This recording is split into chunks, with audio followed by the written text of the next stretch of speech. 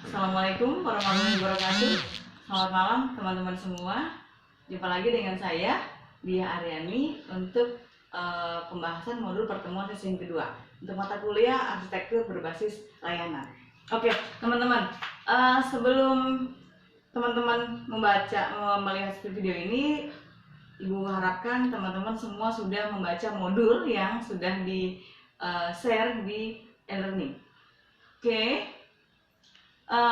Kali ini kita bahas untuk pertemuan modul yang kedua, itu yang berjudul mengenai tata kelola service oriented arsitektur atau disebut SOA governance. Oke.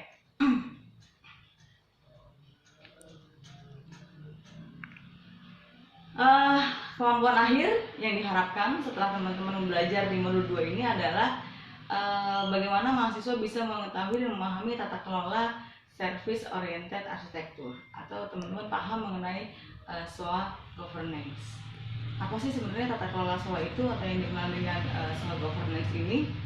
Oke. SOA governance itu merupakan proses dalam mengkoordinasikan aktivitas pengembangan layanan, khususnya dilakukan pada sebuah entitas bisnis yang paling besar.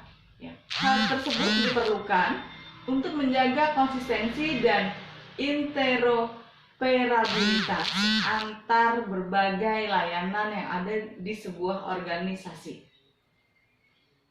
Dan harus digarisbawahi oleh teman-teman bahwa setiap orang yang terlibat dalam perusahaan yang menggunakan SOA itu meski berada dalam satu divisi ataupun lokasi yang berbeda, itu memerlukan servis apa saja yang tersedia. Itu ya. Maksud Ibu perlu mengetahui servis atau layanan apa saja yang tersedia pada perusahaan tersebut. Sehingga penggunaan kembali kode dan proses itu diperlukan agar dapat berjalan dengan baik.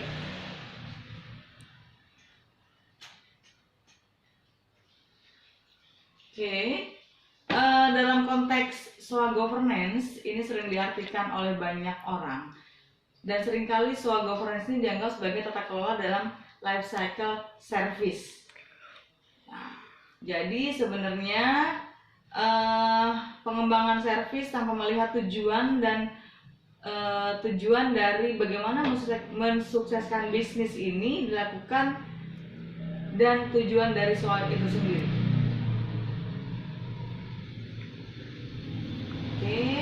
Nanti di sini ada gambar alur dari SOA governance.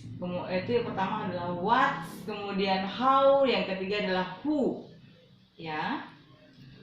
Variable what itu berarti menandakan keputusan apa yang harus dibuat supaya manajemen dalam suatu organisasi itu lebih efektif. Kemudian who itu adalah who itu siapa? Berarti siapa yang harus mengambil keputusan dalam keputusan dan yang mempunyai hak untuk memberikan masukan. Ya. Kalau who itu di alur SOA itu dia adalah sebagai decision, karena dia sebagai pengambil keputusan. Kemudian kalau variable how itu adalah proses, ya. Itu berarti bagaimana proses itu akan disetujui dan diimplementasikan. Semua hal tersebut mengarah kepada strategi dari SOA sehingga akan dapat sejalan dengan bisnis yang ada dan menghasilkan hasil yang sesuai dengan ekspektasi awal dari bagian SOA tersebut.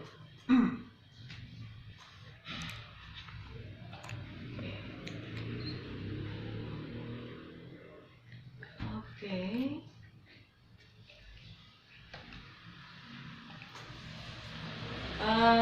Kebutuhan daripada enterprise software arsitektur ya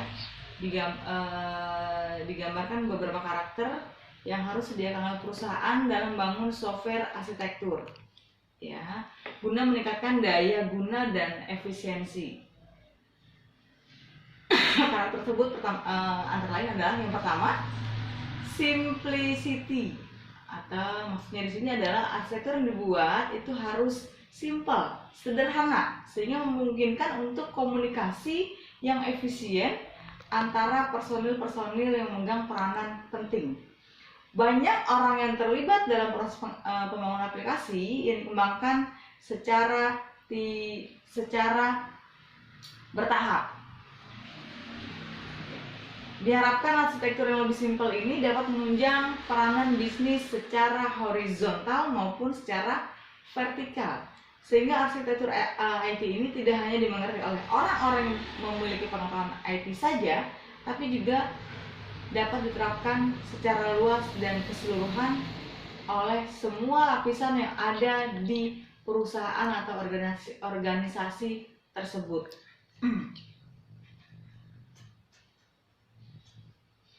Kemudian karakter yang kedua adalah fleksibilitas dan maintainability. Oke ya. Setiap perusahaan harus tunduk pada perubahan yang sedang berlangsung. Kondisi seperti ini terjadi secara terus-menerus, ya, mengakibatkan adanya penyesuaian dengan kebutuhan yang baru terkait dengan kebutuhan pasar yang semakin berkembang. Oleh karena itu, arsitektur IT ini harus mengarah pada sistem yang sangat fleksibel dan mudah dilakukan pengelolaannya di dalam. Oke. Karakter yang ketiga adalah reusability.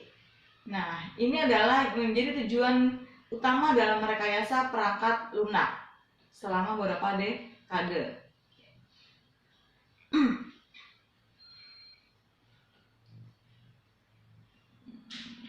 Oke, nanti next teman-teman bisa baca. Kemudian karakteristik yang selanjutnya adalah mengurangi penggunaan fungsionalitas dan teknologi.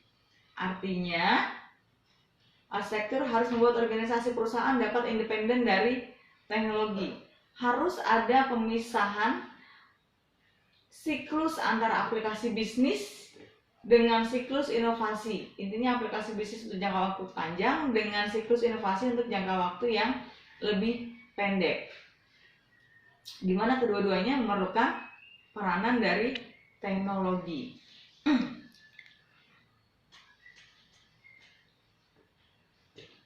Oke, selanjutnya adalah cara kerja dan konsep SOA atau Service Oriented Architecture.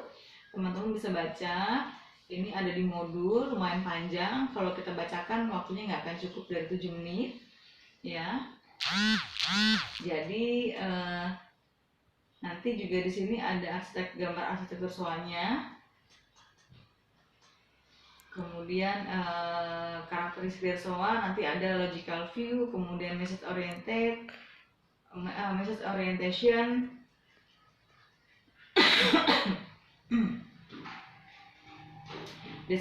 description orientation, kemudian network orientation, dan platform neurality. Oke, untuk video sesi 2 ini Ibu cukupkan sampai sekian. Ibu harap teman-teman baca modulnya, kemudian juga baca sumber-sumber yang lain untuk menambah pengetahuan tentang tata kelola SOA. Oke, sekian dari Ibu. Assalamualaikum warahmatullahi wabarakatuh.